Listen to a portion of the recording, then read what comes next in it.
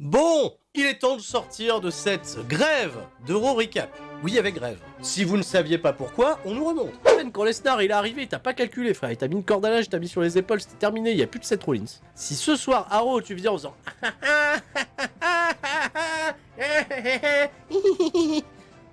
non. Non. Non. Non. Non, demain, vous voyez ça, demain, je fais une grève du Raw Recap, même si Cody revient. Donc comprenez mon idée soudaine de faire un break. Un break qui a été nécessaire, mais l'envie, bien entendu, de revenir vous parler de ce qui s'est passé dans la nuit du lundi 28 février au mardi 1er mars 2022. La route de WrestleMania est lancée. Monday Night Raw en direct de Columbus, Ohio. Un épisode sans Brock Lesnar, qui a été l'un des facteurs majeurs du succès de l'épisode de la semaine dernière, notamment en termes de ratings. Lesnar, mais aussi Logan Paul, on en reparlera aussi dans cet épisode. La carte de WrestleMania qui commence à se dessiner et qui fait beaucoup débat. En effet, WWE sans aucune explication s'est dirigé vers un combat Roman Reigns contre Brock Lesnar, titre contre titre et unification à la clé, ce qui va susciter beaucoup d'interrogations quant à l'avenir, voilà, d'un champion unique pour deux branches. Et à côté de ça, il reste quand même 5 semaines de construction pour builder le reste de la carte et répondre bien entendu aux attentes, à savoir faire de ce WrestleMania, comme WWE nous l'indique, une soirée totalement stupendous. Voilà, surprenante, époustouflante, phénoménale, dynamite.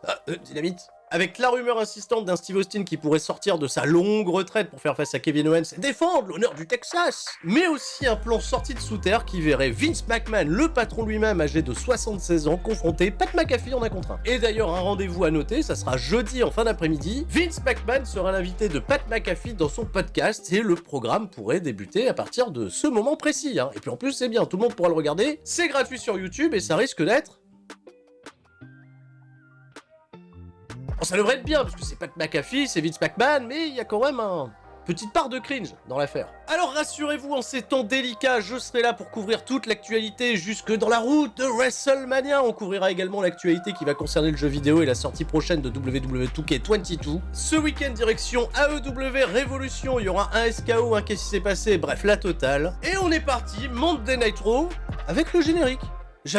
Ils avaient changé le générique il y a longtemps, j'avais oublié qu'il y avait un nouveau générique. Un programme que l'on découvre avec la team Becky Lynch qui fera face à la team Bianca Belair, 3 contre 3. Le championnat des États-Unis défendu par Damian Priest contre Finn Balor. Oui, parce que j'ai pas fait de recap, mais vous inquiétez pas, on nous remonte des images. Damian Priest, il a pas de concurrence, Finn Balor, il a fait bah moi je te challenge, bah on est parti. Edge également la semaine dernière a décidé de s'ouvrir une route pour WrestleMania en étant la récompense finale, visiblement. Edge est le nouveau Undertaker, il faut le battre à WrestleMania pour rentrer dans la légende. Et on nous rappelle même que la semaine prochaine, donc pas cette semaine, la semaine prochaine, Triple Threat Tag Team Match avec Alpha Academy qui défend contre RK Bro et Seth Rollins et Kevin Owens qui la semaine passée ont vaincu RK Bro. Encore. Alors c'est ce même Kevin Owens qui visiblement n'aime pas le Texas. Le mec s'est réveillé un matin, il a dit bah j'aime pas le Texas. Il a épinglé un chapeau de cow-boy pour bien entendu se moquer du Texas. Dans l'Ohio bien entendu on s'en fout. Il accueille son meilleur ami Seth Rollins. Lui il s'en fout, il s'est fait poutrer par Brock Lesnar mais tout va bien, belle la vie. Et les ambitions sont totalement revues à la baisse puisque Seth Rollins, lui une petite route vers WrestleMania autour des championnats par équipe, bah ça l'intéresse. Donc on est parti, qui est au show. Leurs invités sont nul autre que Alpha Academy, on va se moquer de Chad Gable et de sa manière caractéristique de dire merci. Oh thank you. Ou encore le fameux chuch. Ce qui fait que Seth Rollins et Kevin Owens qui ont été présentés comme des heels dans la première partie de ce segment tournent petit à petit babyface parce que évidemment personne ne peut blairer Chad Gable et Otis. Ça dégénère, on part à la pub, retour de pub, on a un match par équipe et décidément c'était pas mal. 12 minutes de catch et encore une fois une victoire très convaincante pour Kevin Owens et Seth Rollins qui vont enchaîner la buckle bomb, le stunner et le stomp pour une victoire contre 2-3 sur un Chad Gable que j'ai trouvé un peu effacé sur l'intégralité de la rencontre. C'est plutôt Otis qui a été à l'action dans le ring. Aucune trace de Steve Austin à l'horizon, mais peut-être un payoff important à l'issue du combat de la semaine prochaine. Un petit clip sur Omos qui pour le moment n'a pas de route vers WrestleMania. Il est même pas dans WWE 2K22. C'est honteux. Bah oui, c'est honteux. Il est en interview avec notre bon ami Kevin Patrick. Ah ouais, j'ai pris une semaine, mais ça c'est resté. Écoute Kevin, tiens ton micro plus haut, j'ai décimé absolument toute ma compétition. Ce soir, j'affronte un mec qui est très très grand, lui aussi, c'est T-Bar. T-Bar, il est très grand. Et apparemment, T-Bar, il est peut-être menaçant maintenant. On sait pas. On le voit toujours catch à main event, il est jamais un Raw. Omos va attaquer T-Bar avant que la cloche ne soit sonnée, peut-être histoire de le protéger puisque le combat va durer à peine 1 minute et T-Bar va perdre après un Dobalen Chokeslam. Victoire d'Omos qui est menaçant, personne pour venir le défier derrière et On perd du temps.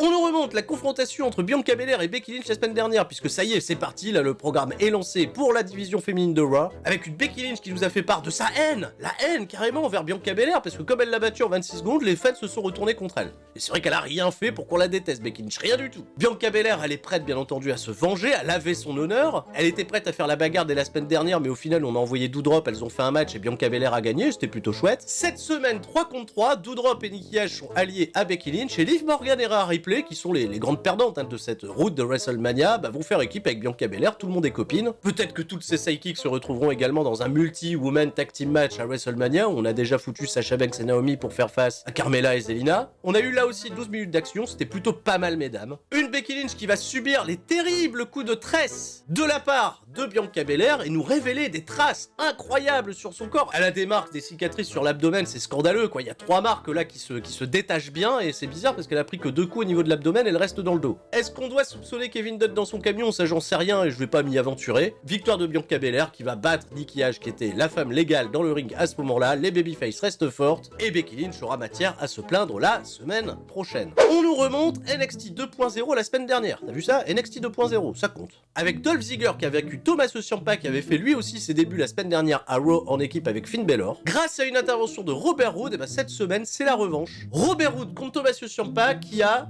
changé de thème. Il va y avoir des déçus. Je trouve pas que le nouveau thème soit particulièrement mauvais, mais il va y avoir des déçus, évidemment. Là, on a donné 2 minutes 40 histoire de faire des crasses, et dans une idée, je la comprends pas particulièrement, de protéger Robert Roode, victoire de Tommaso Ciampa sur un roll-up. Ciampa main roster, c'est déjà 2 victoires par roll-up, je pense qu'on a chopé les bases. Parlant de roll-up, direction la division phare, le championnat 24/7 avec Dana Brooke, qui la semaine dernière a repris le championnat Reginald, qui lui a dit vas-y, je vais te le rendre, vas-y, fais le tomber sur moi, en fait non, je te fais des blagues, elle lui a fait un bisou. Et elle en a profité pour récupérer son titre, on s'est dit tiens, ils se sont feintés ou quoi, et en fait non, visiblement ils sont bien copains, c'est l'amour. Combat par équipe mixte où ils vont affronter bien évidemment Tamina et Akira Tozawa, on a déjà vu le match, on refait le match comme vous voulez. 1 minute 40 plus tard, victoire de Reginald sur Tozawa, et Tamina, par vengeance, parce qu'elle est jalouse de voir autant d'amour entre Dana Brooke et Reginald, elle va embrasser Tozawa, qui va rester pantois. Lui, il est pantois, il a le droit. Kevin Patrick, lui, circonspect. D'ailleurs, parlant de Kevin Patrick, en interview tout de suite avec les Street Profits, qui sont bien chauds à l'idée, eux aussi, de se trouver une route vers WrestleMania, parce qu'ils sont pas dans la title picture pour le combat de la semaine prochaine. Mais ce soir, ils affrontent l'une des équipes qui est en compétition, à savoir RK-Bro, et ils comptent bien justement aller choper une victoire et se remettre en selle. Une interview qui laisse bien évidemment Kevin Patrick totalement circonspect. Les Dodo, les Réré, les Mimi qui viennent au ring, ils vont affronter dans un instant le Hurt Business, mais avant d'affronter le Hurt Business, Rey Mysterio nous sort une énorme promo pour nous dire alors c'est ça le Miz, c'est ça, t'as trouvé ton partenaire. Mon partenaire mystère, Raymond, dédicace à Rick Martel dans les années 90, qui n'est nul autre que la superstar de YouTube et des réseaux sociaux, Logan Paul, mais qui fait grimper quand même la tranche des 18-49. Logan Paul, il est pas là cette semaine, les Réré et les Dodo, ils vont juste pouvoir se confronter au Miz, et le Miz qui vient faire une promo et qui nous dit clairement que les Réré et les Dodo c'est bien mignon, mais on a déjà vu. Voilà, les gens veulent plus voir tout le temps la même chose. Ce que le peuple réclame, c'est de la nouveauté, et la nouveauté c'est ça, c'est le Miz, c'est Logan Paul qui est pas là ce soir parce qu'il peut pas être là toutes les semaines, et la nouveauté c'est que vous allez perdre contre leur business. Oui, les Dodo, les Réré, ils sont là, ils ont besoin de momentum, et ils ont perdu contre leur business en 3 minutes, c'était chouette. Mais c'est grâce uniquement à une intervention du Miz qui a tiré le pied de Dominique Mysterio, qui a perdu dans un roll-up lui aussi. Belle semaine pour la roll-up zone. Riddle et Randy Orton, alors j'étais pas là pour en parler la semaine dernière, mais vous avez quand même remarqué comme moi que quelque chose manque désormais. Quelque chose de terrible. Non, c'est pas les claquettes, les oiseaux. Les claquettes, ils galèrent en ce moment, Riddle, mais les oiseaux sont revenus. Mais Randy Orton, il a plus de moustache. Je suis très triste. J'aimais bien Randy la stache mousse, c'était quand même quelque chose. Et Randy est devenu tellement chill et à la cool qu'il en veut pas à Riddle de paumer leur match chaque semaine, d'avoir perdu les championnats par équipe. Non, on va là affronter les Street Profits pour perdre là aussi avec un schéma de match qui était exactement le même que tous les combats de RK-Bro. Riddle qui prend la hit, le hot tag Randy Orton qui fait tous les trademarks, et Orton il s'est fait contrer dans sa tentative de RKO. Montez Ford lui a porté le Frog Splash from Haven, c'était magnifique, mais il est tombé de manière peut-être un peu rude sur Randy Orton qui a eu mal à l'épaule, qui a tenté de mettre le pied sur la corde. Angelo Dawkins a repoussé le pied, l'arbitre normalement devait voir peut-être quelque chose, mais finalement n'a rien vu. Il y a eu compte de 3, c'était un petit peu étonnant comme finish, c'est pas ce à quoi on s'attendait de base. C'est-à-dire que les Street Profits ont gagné la rencontre et ont pas célébré comme des foufous alors qu'ils venaient quand même de battre Randy Orton. rien. Et non, à la place, ça a été compte de 3, grosse chute de momentum pour Randy Orton et Riddle avant le match de championnat la semaine prochaine. Et on va s'inquiéter sur l'état de santé, l'état physique de Randy Orton. Y a-t-il vraiment blessure à l'épaule? Et c'est quand même con à quelques semaines de WrestleMania.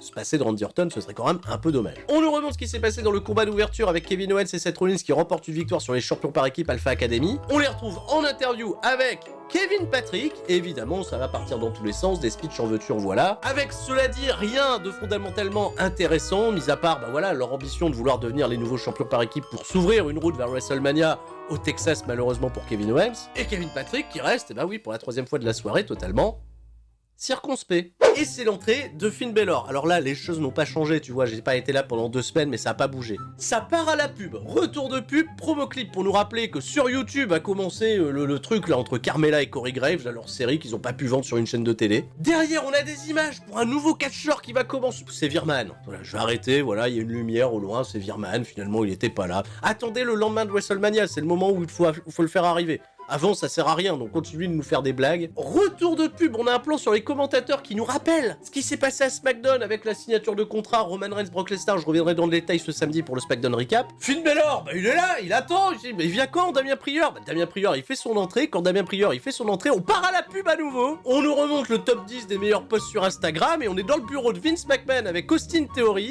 Parce que Vince McMahon est invité sur le show de Pat McAfee ce jeudi, j'en ai parlé tout à l'heure. Austin Theory lui dit, attention Pat McAfee, ça peut mal se passer. La dernière fois que vous avez fait une interview, monsieur McMahon, ça s'est pas bien passé. Donc je devrais être là pour assurer vos arrières si jamais Pat McAfee il vous attaque. Alors là, on voit de l'hostilité avant même qu'il y ait quoi que ce soit. Qu'est-ce qui se passe? Vince McMahon, il rassure Austin Theory.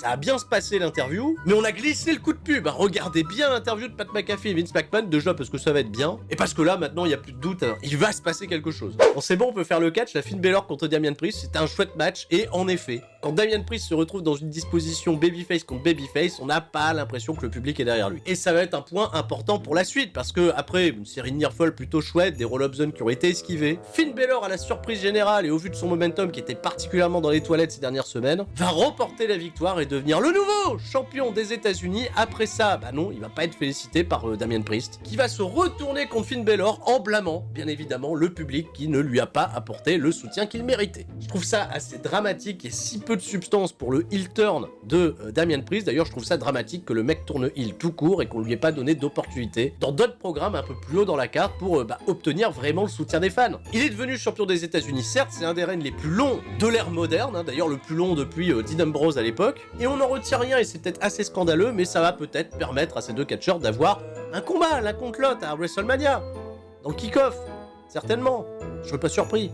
Enfin, on va terminer ça avec Edge. Edge qui va faire sa promo, il attend, il veut savoir qui va le défier à WrestleMania. La semaine dernière, il s'est dit, la route de WrestleMania, c'est moi le point final, il faut faire WrestleMania pour m'affronter, c'est le nouveau Undertaker. Alors il attend, personne qui vient. Ah oui, putain, mec, Drew Gulak vient, les mecs qui veulent une route vers WrestleMania, Kevin Owens, viens là, Kevin Owens, il va avoir une route pour WrestleMania. Eh ben non, c'est AJ Styles. Et là, j'ai trouvé que c'était génial parce que c'était pressenti, Edge contre AJ Styles, c'est une affiche de rêve, et ce qui était très très bien, c'est que quand les deux mecs se sont fait face dans le ring, les mots de Edge c'était voilà, c'est parfait, on n'a pas besoin d'en dire plus parce que c'est ce que les fans veulent, voilà. Et bien entendu, les gens sont contents, voilà, AJ Styles contre Edge, affiche inédite, c'est un dream match, bon les mecs ils ont dit c'est des légendes, voilà, c'est des légendes, et on n'en avait pas plus, et cerise sur le gâteau, je m'attendais pas à voir le heel turn de Edge. Edge qui a d'abord insulté AJ Styles en disant qu'il voulait faire face au AJ Styles qui n'était pas celui qui servait de beach, de plage, pour Homos dans une division par équipe. Il voulait le vrai AJ Styles, celui qui a l'écro, bon ça je peux comprendre, mais après il lui a mis son poing dans la gueule. Et il est parti dans tout son scénario d'acteur où il savait pas trop ce qu'il fait, il perdait un petit peu les pédales et il est parti chercher une chaise. Et ouais, il a été chercher une chaise et voilà. Et concerto.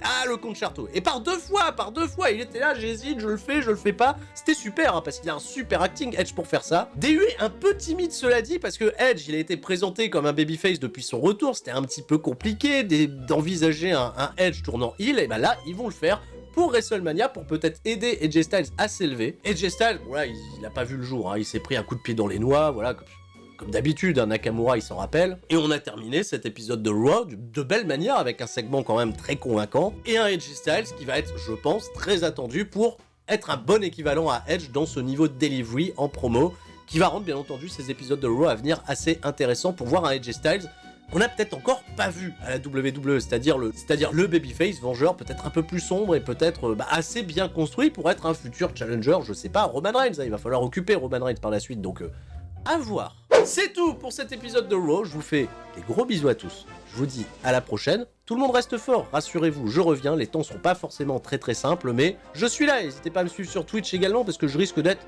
particulièrement présent aussi cette semaine. Des gros bisous, je vous dis à la prochaine, c'était Sturi, ciao bye bye.